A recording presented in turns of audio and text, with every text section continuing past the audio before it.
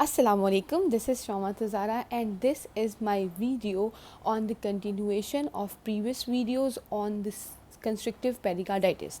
So I've already made two videos on constrictive pericarditis. One was the septal bounce sign and second was the clinical features and what is the pathophysiology of constrictive pericarditis. So if you guys have not seen these two videos, kindly first look on those two videos and then come back to understand my today's topic, which is how you can diagnose a patient of constrictive pericarditis. So there are two sets of diagnostic measures or two set of diagnostic modalities which we use for constrictive pericarditis. One are the for definitive diagnosis, by which we exactly pick up that this patient is of constrictive pericarditis, and the other set of modalities, they are basically on the underlying disease that the patient is having and what further investigations we will do for assessing that underlying disease and its associated problems. So now we are going to start our discussion with the definitive diagnosis. Now, as we know, what is constrictive pericarditis? Just a brief overview so that you can link with this video correctly. Constrictive pericarditis is basically pericardium inflammation, itis inflammation. So it is the inflammation of the pericarditis which causes this constriction. Now how you will see this, that in it there is fibrous scarring of the parietal pericardium and the visceral pericardium, which lead to thickening of these walls, and ultimately it starts to obliterate the pericardial cavity. That's why it's called constrictive pericarditis. Fine. And because of this problem, what will happen, that the heart will unable to dilate properly, means the diastole phase of the patient of the cardiac cycle is mainly affected. And from the diastole phase, like in cardiac tamponade, in which the whole diastole phase is affected, in it only the late diastole phase is affected, or in that phase the diastole is halted or is obstructed or impeded, whatever you understand betterly. So this is the whole basic overview of constrictive pericarditis, and now we'll start with the diagnosis. Definitive diagnosis. First of all, the first modality which we use is ECG.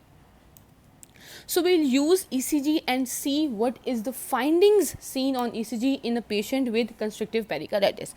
So what will happen is, just I have made a small mnemonic to just memorize. Why? Because ECG findings, abruptly when someone asks you, you may get confused. So just a quick recall tip, you can say, that will help you out, inshallah. So ECG findings, as we know, it's constrictive pericarditis. Constrictive mean that some constriction is going on, means narrowing, means lowering. Just remember this way, that constriction is going on means there is some narrowing or there is some lowering. So on ECG, everything you'll see will be low. So now just remembering this point in your mind, it's basically not a concept, it's just a mnemonic to memorize it for a quick recall. Fine. So what will be the findings that we'll see? First is, now which part of the ECG will focus more? Just to again recall it very easily, as we know, tell me which part of the heart is mostly affected. As I've already told you, ventricles. What part of the ventricle? The filling phase of the ventricle is mostly affected, and correspondingly, of course, the ejection will be affected. Fine. So basically, just to tell it that the main problem is going on within the ventricles, and as we know, which part of the ECG denotes the ventricular activity, that is the QRS complex and the T wave. So by my whole discussion, it will be very evident and very clear in your mind that the main two changes, the lowering which we'll see, will be in these two waves, these two parts of the ECG. What? QRS complex and the T wave. So now it's very evident. You can easily tell me in the comment section without just looking at this video that what will happen. QRS complex will undergo lowering, means QRS will be off. Now lowering. What does lowering means? Whenever the y-axis on the ECG is reduced, it indicates that amplitude of the impulse transmitting there is reduced. So first finding we get is that there is lowering of the QRS complex. Second, we have to again lower the T wave. So what will happen is that, as we know, this is the T wave. So what change will occur, that this T wave will either go flattening or it will become inverted. Fine. So what are the changes? Either the T wave undergoes flattening or it appears inverted. So I think this is now very clear in your mind, and you will never forget these 2 points. Okay, these are the main 2 ECG findings. Now, as I've told you in the pathophysiology discussion, please listen it first again. I'm repeating why, because in constrictive pericarditis, as the disease progresses, patient can have what? Atrial fibrillation. So talking about the second point, patient can have atrial fibrillation. So when the patient will have atrial fibrillation, then of course the ECG will also show the findings of atrial fibrillation. And now you tell me, you already know what are the findings of atrial fibrillation, but yes, again it will occur in the late stage of the disease when it will develop. Fine. So what are the findings? We know there are 2 major findings. It's atrial fibrillation, there is P wave, baseline oscillations are seen, and in the ventricles there is irregular impulse. So these are the main 2 findings. So in these patients, when atrial fibrillation will develop, these 2 findings can be seen. Fine. Here we have completed our ECG findings, and now you will never forget these 2 findings. Plus here some left atrial abnormalities will also be seen. So you can just write here this left atrial abnormalities. Just let me lower my paper down. Left atrial abnormalities will also be seen on the ECG, but main are these 2 findings, and if atrial fibrillation develop, this finding of atrial fibrillation is important. Done. So moving on to the next part or the next diagnostic modality, that is echo. Now why we'll do echo here and how you can remember it, echocardiography. Just a second. It's not graphy, it's echocardiogram. Sorry for this. Echocardiogram, that is done. Now why we are doing echocardiogram here? Echo give the most important and very clear diagnostic findings whenever there is some changing in the structure of the heart. So whenever some structural changes are occurring in the heart, then they can easily be identified whether by the echocardiogram, and whether they are valvular abnormalities or the myocardial thickening, etc., or the pericardium. So they can all be seen through the echocardiogram.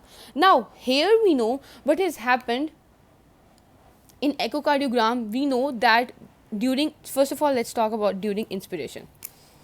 So within the pathophysiology video, I've already explained you this concept. I won't waste time here, so please just look there first. During inspiration, we know that suppose this is our ventricle and this is the septum and this is the right ventricle and the left ventricle. The blood comes more in the right atrium, hence more in the right ventricle. Fine. So this is the main thing which occurs during the inspiration. Now we have already discussed the septal bounce sign. So one finding that will be seen on echocardiography will be, I'll write here with the different color. Number first finding that we'll see will be septal bounce sign, and we know that this septal bounce sign will move towards the left side during inspiration and towards the right side during expiration. So we've already discussed that before in the previous video. First sign will be septal bounce sign. Second point that we'll see in the echocardiography will be that, look here, this is the right ventricle, and here between right atrium and right ventricle is the valve named tricuspid valve, and here since it has to eject its circulation, suppose it's not actually here but I'm just trying to explain you, this is the pulmonary valve by which it have to eject into the pulmonary arteries. So this is pulmonary valve, this is the tricuspid valve. Now which point I'm trying to explain you here is that whenever, imagine this is a balloon, you can say, and these are the two windows or the two openings or which are temporarily sealed. Fine. So whenever the pressure will be increased in this compartment, since increased return is coming to here, then that increased pressure will be accommodated by expansion or dilation of the ventricles. But since outside there is a thick wall, that is the thickened pericardium, as it is constrictive pericarditis, so after a limit it will not be able to expand. So when it will not be able to expand, then this increased pressure will cause these valves to open prematurely before their destined time. So the third finding, in the second and third finding, we'll see that there will be premature opening of pulmonary valve, that we can see here. Then third finding, this premature opening of tricuspid valve, which we also call tricuspid regurgitation, that will be present, that can be seen, and it will have its associated murmur too. But it will be of course not heard here, but we're talking about tricuspid regurgitation, that will be seen here. We've talked about a septal bound sign, and one very advanced finding which is seen here is that annulus reversus and annulus paradoxus is also observed here, and this feature, it differentiates this constrictive pericarditis from the restrictive cardiomyopathy, which is majorly, this difference is established by the echocardiography and the cardiac catheterization procedures. Echocardiogram is non-invasive, while the cardiac catheterization is an invasive procedure. Fine. So what will happen here, that annulus reversus and annulus paradoxus will be seen. Now if you want to know more detail about these two, I'll explain it here, but it's quite optional. If you want to improve your concept, you can listen, otherwise you can just forward it off. So annulus reversus and annulus paradoxus. What is annulus reversus? That in it what happens during constrictive pericarditis, that the left mitral valve velocity becomes less than the medial, so it's not left, it's lateral. So the lateral mitral valve, lateral part of the mitral valve, its velocity becomes less than the medial mitral valve, and as a result what will happen, that annulus reversus will be seen. Fine. So this is the major point that is seen here. Fine. We are discussing it here, and because of this, and why this left lateral mitral valve velocity is reduced, why? Because adjacent to it the pericardium is thickened, so that restricts this part of the mitral valve movement. So the movement of this part is partially restricted, which lead to change in these velocities. Fine. And this is characteristic for the constrictive pericarditis. Now talking about the annulus paradoxus, what will happen in that, that the ratio of transmitral velocity to the mitral annular velocity, means the ratio, this transmitral velocity means the speed at which the blood moves through the mitral valve, and mitral annular velocity is of course the velocity of the valve. This ratio, paradoxus means opposite, so this ratio has in this disease inverse relation with the PCVP. This is a capillary wedge pressure. It has this opposite relation or the inverse relation with this. So this phenomena, sorry, I'll move the paper up above. This phenomena is called the annulus paradoxus. Now these two findings, these are characteristic of the constrictive pericarditis. Now this is an advanced study. If you want, you can just skip this part. It's just for your own knowledge. Now one other important finding that is seen on the echocardiogram is the right-sided filling pressure or the right-sided filling is reduced during the expiration. So just a second.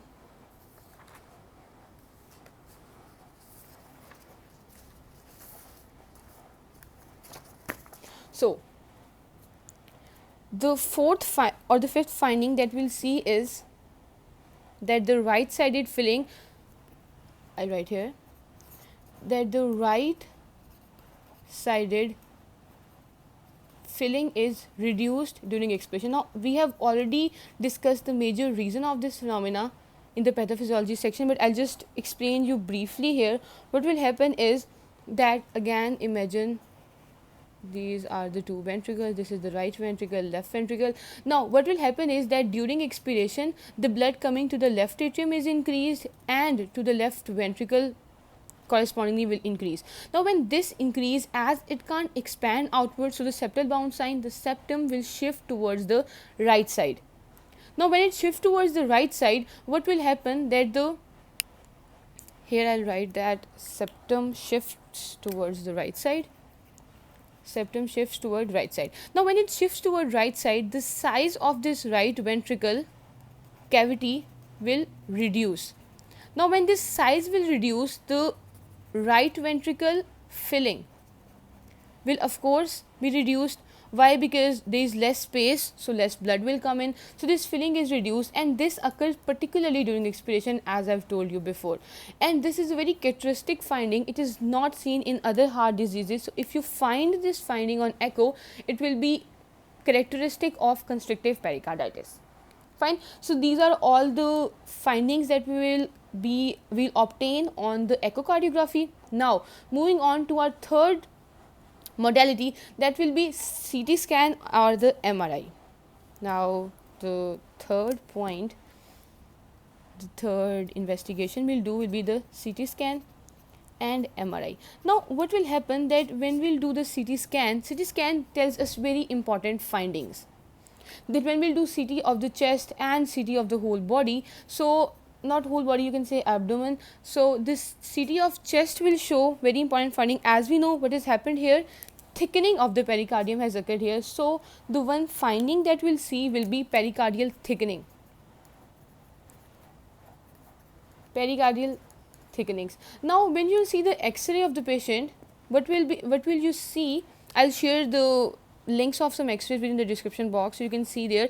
Pericardial thickening, suppose if you are seeing this X-ray and this is suppose the right lung here and here is the left lung, just for view. So this will be the whole space of the cardiac silhouette. So this is pericardium. So you will see whitish areas here. These whitish areas on the X-ray, whenever you see these white rings or white lines, they are thickened, so they show pericardial thickening. And this is a very pericardial thickening as well as pericardial calcification, and it is a very characteristic finding of tuberculous pericarditis. So whenever you see it, you should immediately suspect that there may be tuberculous pericarditis to that patient. I'll write here, it is seen in tuberculous pericarditis, most common, can be seen in other diseases too, but most common in the tuberculous pericarditis. Fine. So what other findings will you see on the chest X-ray? It will be that we know that there is backflow of the blood, since right ventricle can't accumulate the extra amount of blood, so backflow to the right atrium, backflow to the veins. So what we'll see that superior vena cava on the X-ray, when you'll see on the CT scan, superior vena cava you'll see more dilated as compared to the abdominal aorta or the descending aorta. So this is an also characteristic finding of this constrictive pericarditis. Fine. So these are the major findings which we'll see on the CT scan. And by seeing the CT scan, we can also assess that the doctor will assess that when we have to start or plan for the surgery, that is pericardiectomy. So it helps the doctor in planning for surgery of the patient, and this is the whole CT and MRI findings.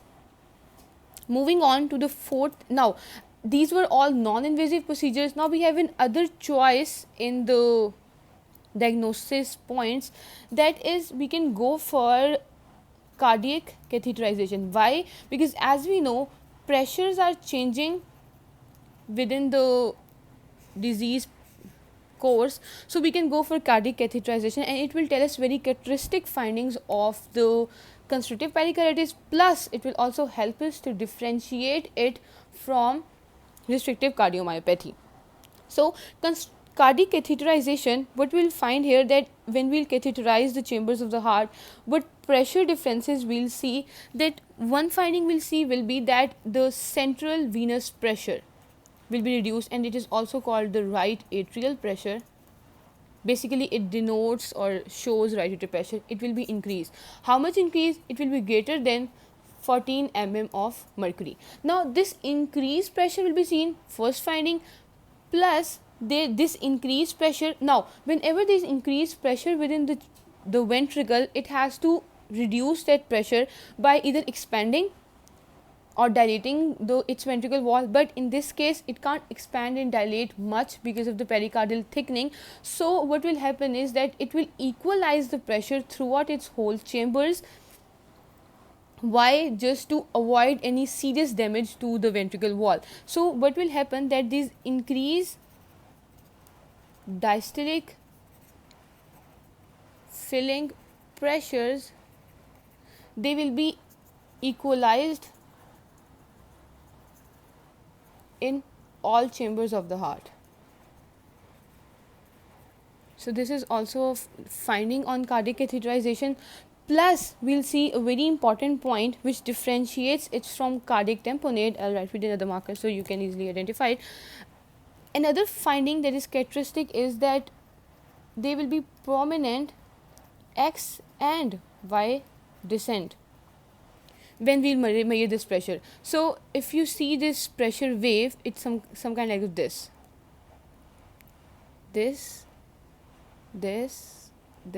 and this. So this is A, C, X, V and Y. So prominent X descent, prominent Y descent. These are the two characteristic findings that we'll see in constrictive pericarditis, which differentiates, I'll write it with another marker, it differentiates it from cardiac tamponade, in which the finding is that there will be a prominent X descent, but the Y descent will be absent there. So this is an important, you can say an MCQ point too, and plus an advanced diagnostic feature. Right, important here, differentiating point. So these are the investigation that we'll do. These are the definitive diagnostic findings. Now I've already told you that we'll talk about another set of diagnostic features that will be these will be optional diagnostic features, and they will be majorly associated with the underlying cause. Now as we know, there are many causes of constrictive pericarditis, and these causes, their mnemonic is the same. Now if you have seen my video on the mnemonic of causes of acute pericarditis, I've told you that the causes mnemonic is, just a second set of diagnostic are the relative diagnostic features. So what are they? They will be associated with the cause of the disease. Fine, associated with cause of the disease. Now as we know, we have a mnemonic, cup of Sir Amit. So if a patient has underlying collagen vascular disease, then an investigation that we'll perform, and that's important, is that we look for levels of ANA antibodies, plus we look for the rheumatoid factor levels. Second, if a patient is having if a patient is having uremia, or the renal failure is its underlying disorder, then what we'll see is that we'll go for, of course, now these investigation, like we'll go for urine analysis of that patient, we'll find the creatinine clearance rate, plasma creatinine levels, that this is the basically waste. If these levels are elevated, of course will be seen in this disease. Plus we'll see blood urea nitrogen levels. So these are the all findings or the investigations we'll do. So this is basically the lab test which will be performed in that case. Now talking about if the patient is having this eye, if infection is the cause, then we know that whenever there is an infection, leukocytes are raised, so leukocytosis will be seen in that patient. Fine. And if that infection is TB, as we know that tuberculous pericarditis is very important here, and if the cause is TB, then which finding we'll see, that which test we'll perform, that we'll perform the purified protein derivative skin test. Now it is performed almost always except when the patient is allergic, then we don't perform this test. Fine.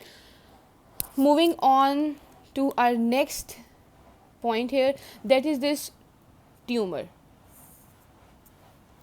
From this T you can say tumor. So if the patient is having some malignancy, of course, and plus he is taking chemotherapy for it, so we know whenever there is chemotherapy in a patient is taking chemotherapy, then one thing which will occur, that its cell will start to die, of course. So leukopenia, in contrary to leukocytosis which was seen in infection underlying disease, so leukopenia means leukocytes are reduced, will be seen here, and leukocytosis means leukocyte count is raised. So that will be seen in that patient. Plus for advanced information we can go for pericardial fluid analysis and all, but these are the major relative diagnostic tests we'll perform that are basically related to the underlying disease of that patient, to assess the status of the disease of that patient and to plan according management.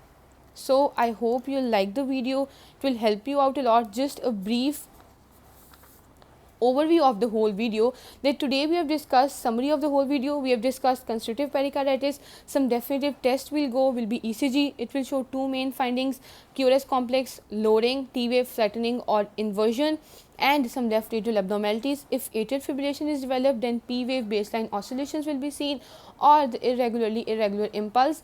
Moving on to the echocardiography, a second modality. In it we'll see septal bound sign, premature opening of the pulmonary wall, tricuspid regurgitation, annulus reversus and the annulus paradoxus. I've already explained you all before. And other finding that we'll see on echo will be that right ventricle filling will be reduced during expiration. That we'll see in this patient. Why? I've explained. In the CT and MRI we'll find pericardial thickening and calcification, which is the major finding of most common in tuberculous pericarditis. Our veins will be dilated, superior vena cava will be dilated, plus it helps us in planning for pericardiectomy. Moving on to the cardiac catheterization, in it the central venous pressure will be raised, of course, because of right atrial enlargement and backflow of the pressure will occur. So JVP will be raised in this patient, plus the diastolic filling pressure, the raised one, they will be equalized in all chambers, and main point, prominent X and Y descent will be seen on the JVP waveform. Moving on to some relative diagnosis findings, and they are associated with the cause of the disease. So if a patient is having collagen vascular disease, we'll go for ANA levels and for rheumatoid factor levels. If there is uremia, so underlying tests for the renal failure are performed. If he is having infection, there will be leukocytosis. If he is having tumor and undergoing chemotherapy for it, so because of cell destruction, leukopenia will be seen. And if the patient is having tuberculous pericarditis, then we'll go for purified protein derivative skin test. These are all the set of diagnostic findings we'll perform and the whole results of all these findings. I hope you like the video. Please like, share and subscribe, and if you have any queries, please ask me in the comment section. Thank you so much for your support. Allah Hafiz. See you in the next video.